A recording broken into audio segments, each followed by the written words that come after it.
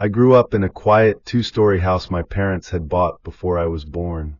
Every corner of it was familiar, or at least I thought it was.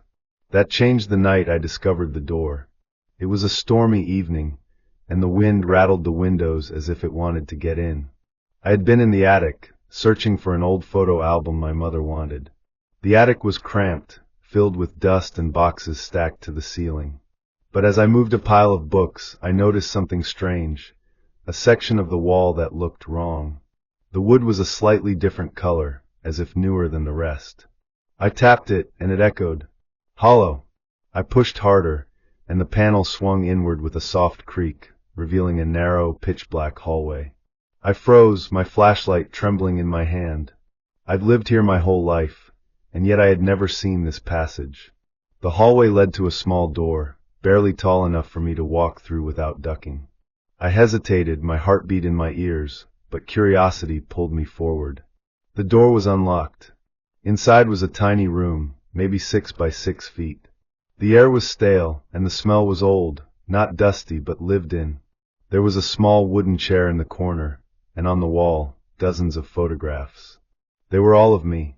At first, I thought my parents had hidden these here, maybe as some kind of forgotten keepsake.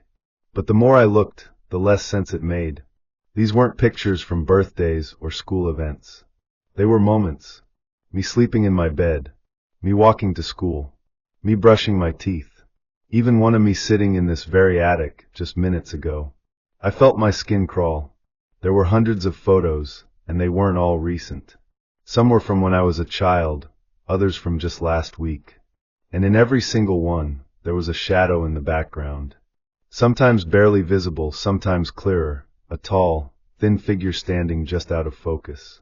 Suddenly, I heard something behind me. It was soft, like breathing. I turned, my flashlight shaking, and the narrow hallway was darker than before, as if the shadows had thickened. That's when I realized the breathing wasn't behind me. It was in the room.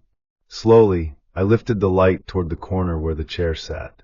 The chair was empty now. The photographs were gone. But the figure wasn't in the pictures anymore. It was standing right in front of me. The last thing I remember was the light flickering out and the sound of footsteps coming closer, impossibly slow, as if savoring every second before the dark took me completely.